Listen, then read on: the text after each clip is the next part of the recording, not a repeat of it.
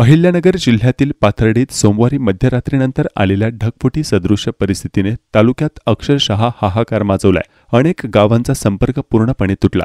जनावरे आणि वाहने पाण्याच्या प्रवाहात वाहून गेल्याची धक्कादायक माहिती समोर आली आहे।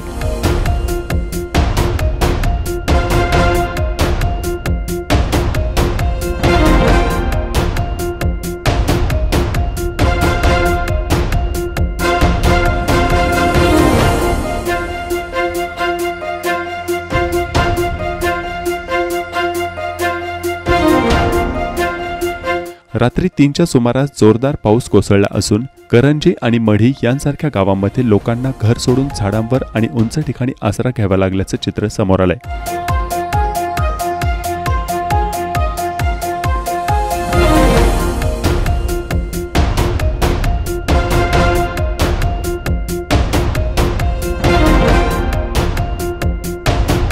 जालिंदर दामोदर मरकड राहणार फुलरबाग वस्ती निवडंगामडी रोड। पाठे अचानक 4 वाजता ढगफुटी झाल्यामुळे डाळिंब घराला पुराचा वेढा पडला आहे। परत 5:30ला ढगफुटी झाली आणि परत दुसऱ्यांदा वेढा पडला। चित्र पाहता हे 1.5 एकर डाळिंब पूर्ण भुईसपाट झाले, धरलेली बाग पूर्ण भुईसपाट झाली, घरामध्ये पूर्ण पाणी घुसले, हातूनच नुकसान झाली सर। ही काही समोर विहीर आहे, खाली पाठीमाग विहीर आहे, ठिबक वगैरे सगळं वाहून गेले, हातूनच नुकसान झाली सगळे ढगफुटीमुळे।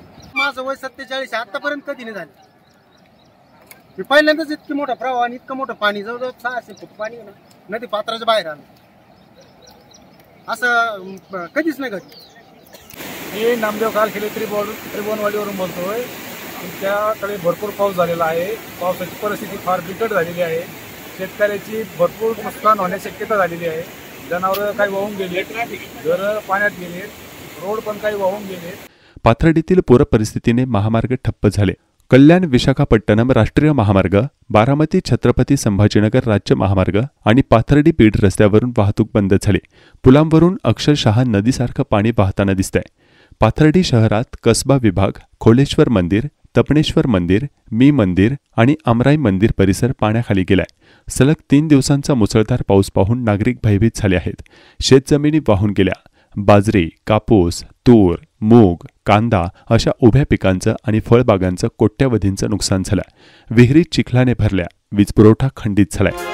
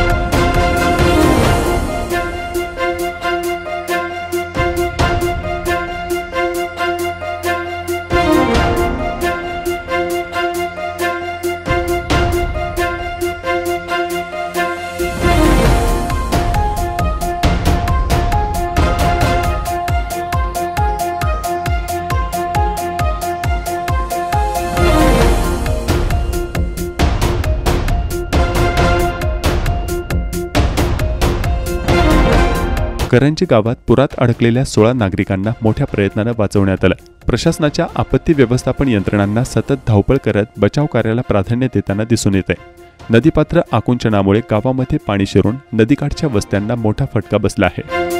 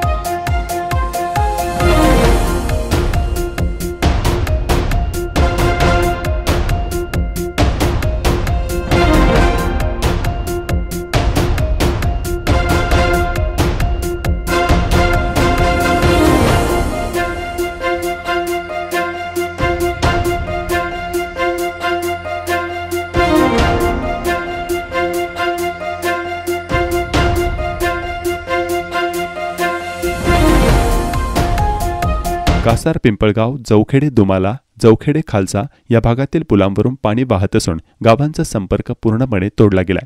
नागरिकांना सतर्कतेचा इशारा देत काहींना सुरक्षित स्थळी स्थलांतरित करण्यात आलं आहे। स्थानिकांच्या म्हणण्यानुसार 40 वर्षांनंतर एवढा प्रचंड पाऊस पाहायला मिळत आहे। हा पाऊस फक्त निसर्गाचा कहर नाही तर प्रशासनाने वर्षानुवर्षे दुर्लक्षित केलेल्या जलनियोजनाचा परिणाम आहे। नदीपात्रे अरुंद करून, नाले बुजवून आणि जल व्यवस्थापनाकडे कानाडोळा करून झालेलं हे वास्तव असल्याचं पाथर्डी तालुक्यात बोललं जात आहे। ब्युरो रिपोर्ट, SP 24 तास, पाथर्डी, अहिल्यानगर।